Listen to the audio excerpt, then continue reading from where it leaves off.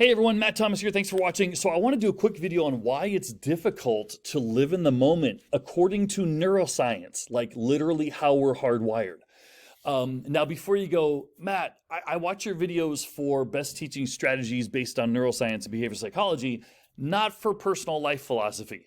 I will say thank you for watching my videos in the first place. I appreciate that. Second of all, the reason this is so important is because it isn't life philosophy. This is something that people struggle with on a daily basis, including our students. So you're going to see how this all applies to our students.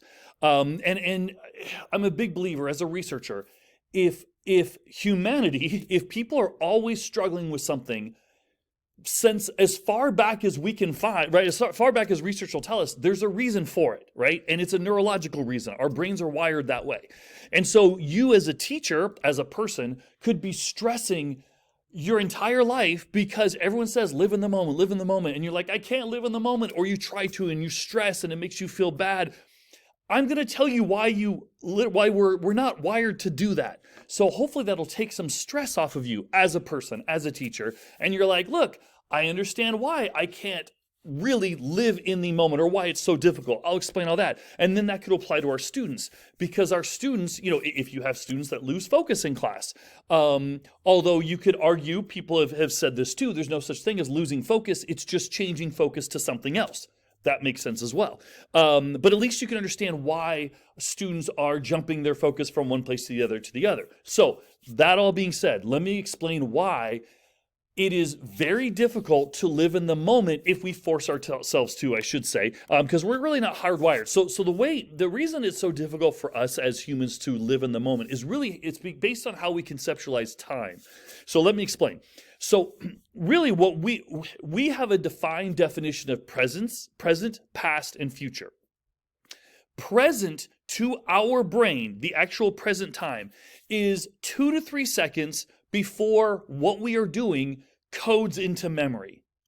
So literally what I just said is now the past. So if you're thinking, you're like, what did he say? If you're focusing on what I just said, you're now living in the past. Right? So we have a 2 to 3 second, I don't want to call it a gap, a 2 to 3 second time where we are literally before our brain codes into memory. So then after that 2 to 3 seconds, it's now considered the past, right? Because now it had already happened. And so we're reflecting back on that. Well, we have our frontal lobe, which is part of essentially our future. And we have now our memories, which are now our past, right? Okay, so go with me on this. So our amygdala, which plays such a huge role in our life, essentially regulates our emotions and encodes things into memory. So our amygdala kind of looks out for things. It kind of as a warning, kind of like the mom, like if imagine walking down a sidewalk and your mom's right there going, watch out for that step, look out for that crack in the sidewalk. Oh, watch out, the car's over here. Look, it's a stop sign. Don't walk here. Imagine your mom doing that all the time. That's kind of what our amygdala does. So keep this in mind. Okay, because there's a 2 to 3 second gap, if you will, that we're actually in the present, right? We're doing something and then it becomes coded into memory. Now it's the past, 2 to 3 seconds. So our amygdala now works with our frontal lobe because what we foresee upcoming in the future tends to be based on our experience in the past. Bear with me on this. So as humans, we like to plan for the future. The only way we can plan for the future is usually the generally way is that it's based on what we've experienced in the past. So our amygdala, which in this slideshow here, I title it the overbearing mom. Our amygdala like forewarns us of things and bounces that to our frontal lobe. So our past is kind of influencing or making us think about what could happen in the future. And that's constantly happening. It's just how we're wired. Because like, hey, okay, remember that presentation you did a couple months ago and you embarrassed yourself? Be careful, you have a presentation coming up, that could happen. So our amygdala is reminding us about things that happened in the past and bouncing it over to our frontal lobe, which is kind of projecting what could happen. Now that's constantly going back and forth. And so our mind, that's why if you wake up with that 3 a.m. moment and you're like, oh my gosh, and you're like worried about something that maybe hasn't happened or could happen or whatever, and you're like, I need to stop, I need to live in the moment. It's because your amygdala is like doing a warning sign, because that's what our memories do. We're hardwired to protect ourselves. We're hardwired to essentially go, okay, I'm getting in my car, I'm driving, oh, this could happen, let me make sure I put my seatbelt on, or let me make sure, if you're going to a certain place, oh, got to check my directions, right? So your amygdala is kind of like, your memories are kind of like, setting you up for the future, planning for the future, if you will. And that could be negative, because if you're worried about something and you're like, stop, I need to just live in the moment, your amygdala, it's not like you can just turn that off, right? Your memories are kind of like planning, protecting, warning to protect you in the future, right? So we're always back and forth and back and forth. So now let's see. Oh, sorry, I was like trying to figure out what this link is for. So if you look at the screen, you see I have something linked. This is a link to an article that explains all this in research words, you could say. So essentially, for us to quote unquote live in the moment, what living in the moment means is you're in that 2 to 3 second gap where you're just taking it in. You're just present. It's not, I'm going to say this respectfully, it's not something you can necessarily control. So if you're like, I need to learn to live in the moment, that's not how we're hardwired. So don't put pressure on yourself to live in the moment, because it's not something that you can control. Now, for those of you that are raising your hand is like, hey, my cousin's does yoga and she says we can train ourselves. I'll explain that in a minute. But here's a perfect example of living in the moment. So when you're so focused on or engaged on what you're doing that you're just there, you're just enjoying, you're just there. Like if you're watching if you're watching a movie, you're just sitting there watching the movie. And then all of a sudden you're like, oh my gosh, I have to use the restroom. Oh shoot. And now you're out of the moment, right? Because now you're like, oh, I'm in the middle of a bunch of people here and I'm going to have to have them, excuse me and walk in front of others. Now you're like planning the future. So your amygdala is like, oh, you got to use the restroom. You're like, damn, I'm in the middle of a movie theater. I got to bother all these people. So you're bouncing back and forth, like, your amygdala to your frontal lobe, back and forth, memory to frontal lobe, etc. So now you're out of the present. So you're not in the present anymore. So literally, if you enjoy what you're doing and you're just focusing on that and you're not even thinking, that's living in the moment. So you're watching a movie, you're listening to a song, sometimes you're just driving home and you're not thinking about anything, you're just driving home, maybe you're listening to music. That's in the moment. The second you go, I'm living in the moment, you're not in the moment anymore. If you're on vacation, right, and you're walking in front of you're at the Grand Canyon, you walk out, you're like, dude, this is amazing. And your wife's like, let's take a picture. And you're like, now you're out of the moment, right? You're not in the moment anymore. It's literally when you're present and you're enjoying. So the reason that's important is because as teachers, we want to try to create that for our students. So let's talk about the default mode, which is what our brain does when it zones out, versus living in the moment. Because there are times where we just zone out. Our students say, oh, sorry, I was zoning out. And then we get mad at them. We should not get mad at our students for zoning out, because it's our brain's way of like relaxing for a second. Like we're tired. Our brain needs to zone out. Nothing wrong with that. It may seem like disrespectful to us as teachers. It might not be, right? It might just be the students, and the students are just tired. So it's okay if they zone out. Don't take any disrespect of it. They still like you as teachers, hopefully. It's just that their brain is tired.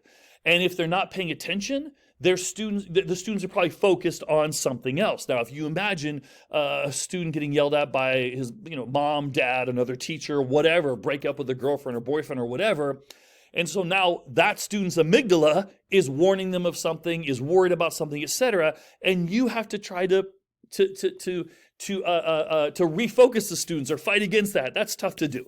So be wary of getting on students too much if they're not paying attention. Sometimes they just can't control it. So going back to if someone's zoning out, zoning out isn't necessarily living in the moment. It's just sometimes your mind is tired. Your mind could be somewhere else, thinking of something else, etc. Living in the moment is being aware of what's going on, but you're just focusing just on those experiences. Like I said, you're watching a movie. Zoning out would be like, you're zoning like, oh, what was that movie about? You know, if you're watching a movie and you're enjoying it, you're not even thinking of anything else, you're just focused on that, that's living in the moment. So how can we develop that living in the moment attitude, and how can we help our students? First of all, we have to understand that we are not wired to quote unquote live in the moment. So don't stress about it, right? If you're like, I need to learn to live in the moment, don't add that extra pressure to yourself about something that you can't necessarily control, right? Because that's just not how we're hardwired. So understand that you're not wired for it, and it's okay. If something's on your mind and you're like, I don't want to think about this anymore, email it to yourself, text it to yourself. I'm going to be completely honest with you. When I work out in the morning and I start thinking of workshops, I think of these workshops all the time. And I don't like it when I'm working out, right? Because sometimes I'll listen to the neuroscience podcast. I listen to that a lot when I'm working out. It's not as motivating as you would think. I enjoy it, right? So that's what I listen to when I work out. And if I get a great idea, but I'm in the middle of working out, I don't want to keep thinking about it. So I'll text it to myself or email it to myself. So if you have an idea and you're worried about it or whatever, and you're worried about forgetting it, email it to yourself, and then our mind tends to let it go, because that means you've written it down somewhere, or write it down or whatever. Put it on a list. If you're like, I'm going shopping, I have to just write the stuff down. That'll help your mind relax with it. Meditate. Okay, so the reason meditation can be effective, and if you're like, I'm not into that, no problem. It allows you, meditation isn't so much about living in the moment as much as it is about focusing on something until you begin to zone out. That's what your brain does. So it's like, even with meditation, they'll say like, focus on a dot, focus on something, focus on your breath. You're still focusing on something. You're not living in the moment, but you're getting to the point where you're limiting what you're focusing on until after a while, you could start to zone out a little bit, okay? When I say after a while, I don't mean like a week or two, right? It takes a long time for people to learn the meditation. Mindfulness, that's been like huge the past few years, especially with COVID. People talk about like when you're having a meal, focus on what you're eating. That's not living in the moment by definition as much as it is just putting your focus onto something, which is not bad. Right? Because we're not necessarily hardwired to, if you're thinking about living in the moment, you're not living in the moment. Living in the moment by definition is not something that you're thinking about while you're doing it. So mindfulness is great because it's limiting your focus to something that's more quiet and enjoyable, et cetera, et cetera. So how does this apply to teaching? Okay, first we have to understand when our students are not focused on what's being taught, they're probably bouncing around between like their memories and their frontal lobe, like things that have happened to them, and it warns them of something else yet to come, or they're focusing on that certain memory there. We want to try then to create lessons, exciting lessons that'll keep our students engaged, right? So the brain conceptualizes time differently if the dopamine is flowing. If your students are enjoying what they're doing in class, I've talked about this in other videos, that releases dopamine, which changes our concept of time. It's called, neuroscientists call it being in the flow. So time tends to go by faster. So if you want your students to really live in the moment of what they're doing and stay focused, create lessons that are enjoyable. I have a link to a video there. Create lessons that are student focused, which again goes back to lessons that they can enjoy, which means they feel like they are in control of their education. And that goes into the intrinsic enjoyment for learning, right? Intrinsic isn't something that we necessarily can force on the students. It's something that we can influence. By definition, if they enjoy it, they're going to be more vested into their education. So we try to influence that by creating a comfortable learning environment for them, an environment of respect, and of course, creating lessons that are enjoyable and purposeful. We want to create lesson plans that move quickly and use a multiple of strategies and exercises, right? So I've talked about that. I won't spend too much time. I've got a link to a video on how to do that. And of course, we want to create interest and curiosity with our students and what we're teaching, because that will make the greatest impact on student performance. I've got a video linked to that. So just as a real quick review, ultimately we're not hardwired to live in the moment the way that we define living in the moment, because there's a 2 to 3 seconds where we're living the experience before it gets coded into memory. And then because of our concept of time, we tend to think of what's happened in the past to prepare for the future. So we're always bouncing back and forth. And so when people talk about, I need to live in the moment, we're not hardwired for it. So don't stress over it, right? Living in the moment is actually just enjoying what you're doing and just being there. The second you think you're about living in the moment, you're not in the moment anymore. And so we want, knowing that, don't stress over it as much. Try not to stress when our students lose focus, because again, by definition, it's not that they're losing focus, it's that they're focusing on other things. They've got stuff going in their lives. So as a teacher, don't get too mad at them. Don't think it's disrespectful about you. It's just how our brain is wired. We tend to bounce back and forth between things, and try to create enjoyable lesson plans that are fun for you, that are fun and engaging for the students, that will keep the students' presence at the time, and that they can feel that they own their education and make it valuable and purposeful for them. Thanks for watching.